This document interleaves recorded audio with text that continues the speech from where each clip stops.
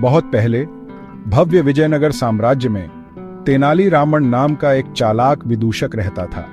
वह अपने समय का एक अद्वितीय व्यक्ति था, जिसकी कहानियां आज भी जीवित हैं। अपनी बुद्धि और ज्ञान के लिए जाने जाने वाले वह राजा कृष्णदेव राय के दरबार में पसंदीदा थे। दरबार में हर कोई उनकी चतुराई का कायल था। राजा, एक बुद्धिमान और न्यायप्रिय शासक, तेनाली रामन की बुद्धिमत्ता की कद्र करते थे। वह हमेशा तेनाली रामन की सलाह को महत्व देते थे। वह अक्सर राज्य के मामलों पर उनसे सलाह लेते थे और तेनाली रामन के इंसाइटफुल सॉल्यूशन से निराश कम ही होते थे। तेनाली रामन की सलाह से राज्य में शांति और समृद्धि बनी रहती थी। तेनाली रामन कोई ऑर्डिनरी जेस्टर नहीं था। वह अपने समय का एक महान विचारक और कलाकार था। वह एक विद्वान, एक कवि और भेष बदलने में माहिर था। उसकी कविताएं और कहानियां आज भी लोगों को प्रेरित करती हैं। वह अपनी बुद्धि का इस्तेमाल न केवल मनोरंजन के लिए करता था, बल्कि विजडम देने, प्रॉब्लम सॉल्व करने और एरोगेंट लोगों को सबक सिखाने के लिए भी करता था। उसकी चतुराई से कई समस्याओं का समाधान हुआ। उसकी कहानियां आज भी सदियों बाद हमें बुद्धि और हास्य की शक्ति की याद दिलाती हैं। तेनाली रामन की कहानियां हर पीढ़ी को सिखाती हैं। अपनी विटी टेल्स और क्लेवर ट्रिक्स के माध्यम से तेनाली रामन ने ऑनेस्टी, ह्यूमिलिटी और क्विक थिंकिंग के बारे में वैल्यूएबल लेसन सिखाए। उसकी कहानियां आज भी लोगों को हंसाती और सिखाती हैं। उसने दिखाया कि विजडम सबसे अनएक्सपेक्टेड जगहों पर भी मिल सकती है, यहाँ तक कि एक विदूषक की हंसी में भी। तेनाली रामन की बुद्धिमत्ता और हास्य की कहानियां सदियों तक जीवित रहेंगी। एक दिन एक दूर देश से एक व्यापारी राजा के लिए एक शानदार उपहार, एक सुंदर लाल मोर लेकर विजयनगर आया। यह मोर इतना अद्वितीय था कि इसे देखकर हर कोई मंत्रमुग्ध हो गया। पूरा दरबार इस अनोखे पक्षी को देखकर दंग रह गया। किसी ने ऐसा पक्षी पहले कभी नहीं देखा था। राजा कृष्णदेव राय बहुत खुश हुए और व्यापारी को ढेर सारे इनाम दिए। उन्होंने व्यापारी की उदारता की बहुत सराहना की। लाल मोर पूरे राज्य में चर्चा का विषय बन गया। उसकी सुंदरता की सबने प्रशंसा की। हर कोई इस अद्भुत पक्षी को देखने के लिए उत्सुक था। हालांकि खुशी ज्यादा दिन नहीं रही। जल्द ही एक अजीब घटना ने सबको चौंका दिया। अगली सुबह गार्ड्स ने लाल मोर को अपने पिंजरे में मरा हुआ पाया तो डर गए। ये घटना बहुत ही रहस्यमयी थी। दरबार में डर का माहौल छा गया। हर कोई इस घटना के पीछे के कारण को जानने के लिए बेचैन था। राजा के प्रीशियस बर्ड को नुकसान पहुंचाने की हिम्मत कौन करेगा, ये सवाल सबके मन में था। ईर्ष्यालु दरबारियों पर शक हुआ, जिन्होंने शायद जलन के कारण पक्षी को जहर दे दिया होगा, लेकिन कोई ठोस सबूत नहीं था। राजा हार्टब्रोकन और गुस्से में ने जांच का आदेश दिया। उन्होंने अपने सबसे विश्वसनीय सलाहकार तेनाली रामन को बुलाया। तेनाली रामन ने केयरफुली ऑब्जर्व द सीन किया। उसने कुछ अजीबोगरीब देखा। उसकी तेज नजरों ने कुछ महत्वपूर्ण सुराग पकड़े। पिंजरा हालांकि बंद था, लेकिन उसमें छेड़छाड़ के कोई निशान नहीं थे। यह बहुत ही अजीब था। खाना और पानी अनटच्ड था। इसका मतलब था कि पक्षी ने कुछ भी खाया या पिया नहीं था। फिर उसने पिंजरे के पास कुछ लाल पंख बिखरे हुए देखे, लेकिन वे मोर के जैसे वाइब्रेंट रेड नहीं थे। यह एक और रहस्य था। तेनाली रामन मुस्कुराया। उसके दिमाग में एक आइडिया आया। उसने सोचा कि इस रहस्य को सुलझाने का समय आ गया है। तेनाली रामन ने राजा से संपर्क किया और अपने प्रेजेंट फाइंडिंग्स करने की अनुमति मांगी। इंट्रीग्ड, राजा मान गया। तेनाली रामन ने फिर सभी दरबारियों को कोर्टयार्ड में इकट्ठा किया। उसने अपने द्वारा पाए गए लाल पंखों को ऊपर उठाया और राजा को संबोधित किया। महाराज, इस पक्षी को कभी जहर नहीं दिया गया था। यह असली लाल मोर भी नहीं था। फिर उसने अपना रिवील हिज डिडक्शन किया। व्यापारी ने चालाकी से एक ऑर्डिनरी मोर के पंखों को लाल रंग कर उसे डिस्गाइज्ड किया था। रात के दौरान रंग धुल गया, जिससे पक्षी का असली रंग पता चल गया और उसकी अपैरेंट डेथ हो गई। व्यापारी यह समझकर कि उसकी ट्रिकरी का पर्दाफाश हो जाएगा, रात के दौरान भाग गया होगा। राजा तेनाली रामन की चतुराई से रिलीव्ड और खुश होकर उसकी वेट की प्रशंसा की। उसने सच्चाई का पता लगाने के लिए तेनाली रामन को हैंडसमली रिवॉर्ड किया। एक बार फिर तेनाली रामन ने फोर्स या मैजिक से नहीं, बल्कि अपने शार्प ऑब्जर्वेशन और इंटेलिजेंस से दिन बचा लिया। एक दिन एक अमीर व्यापारी एक पेक्यूलियर प्रॉब्लम लेकर तेनाली रामन के पास आया। उसने अपने एक दोस्त को एक बड़ी रकम उधार दी थी, जिसने 1 महीने के अंदर उसे चुकाने का वादा किया था। हालांकि महीना बीत गया और दोस्त बिना किसी निशान के गायब हो गया। व्यापारी अपने पैसे के नुकसान से परेशान था। तेनाली रामन ने धैर्यपूर्वक व्यापारी की वोज सुनी। फिर उसने पूछा, क्या आपके दोस्त ने लोन लेने से पहले कोई ओथ ली थी या कोई साइन एंड एग्रीमेंट किया था? व्यापारी ने दुखी होकर सिर हिलाया। नहीं, यह ट्रस्ट पर आधारित एक वर्बल एग्रीमेंट था। तेनालीरामन मुस्कुराया। चिंता मत करो, मैं तुम्हारे पैसे वापस दिलाने में तुम्हारी मदद करूंगा। तेनालीरामन ने व्यापारी को अगले दिन डेप्टर के परिवार के साथ मंदिर में मिलने का निर्देश दिया। व्यापारी हैरान हुआ लेकिन मान गया।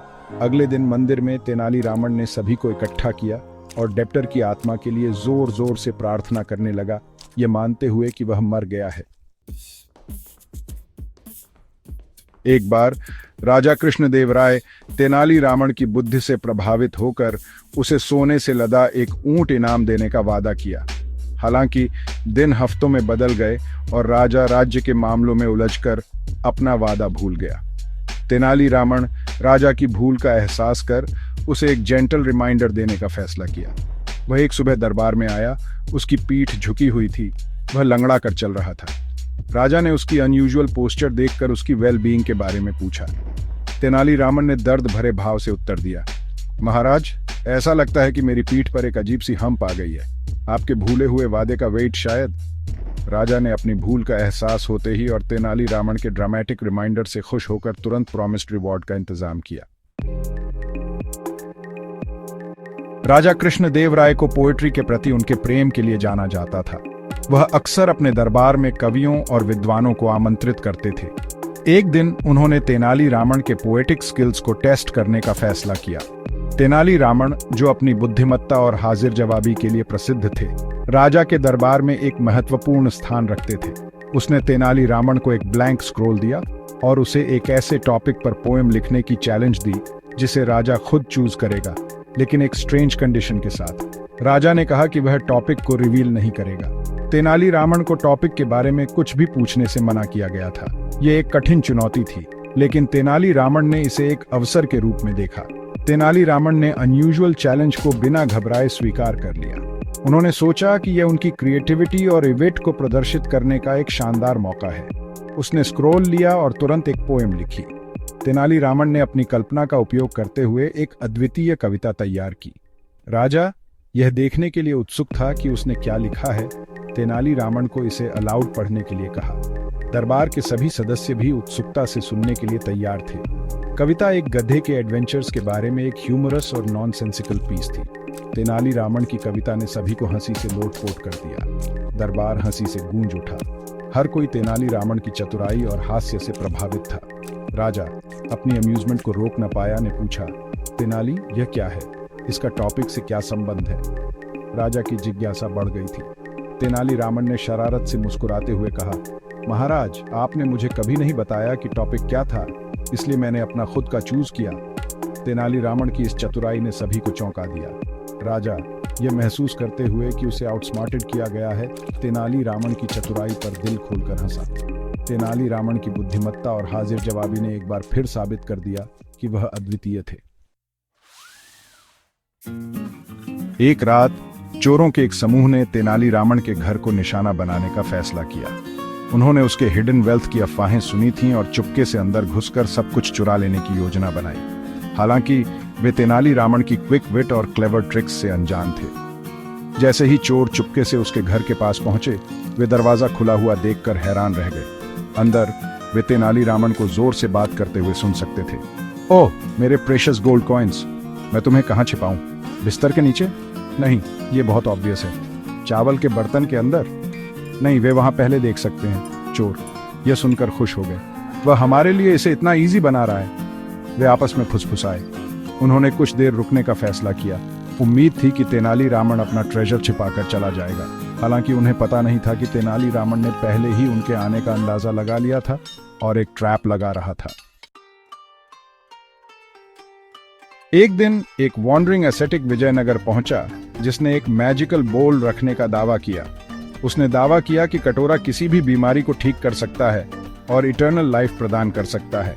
लोग चकित थे और चमत्कार देखने के लिए उत्सुक होकर एसेटिक के पास आते थे। राजा कृष्णदेवराय इन दावों से इंट्रिग्ड ने एसेटिक को अपने दरबार में बुलाया। एसेटिक, राजा को इम्प्रेस करने के लिए उत्सुक, ने कटोरे के मैजिकल प्रॉपर्टीज का प्रदर्शन किया।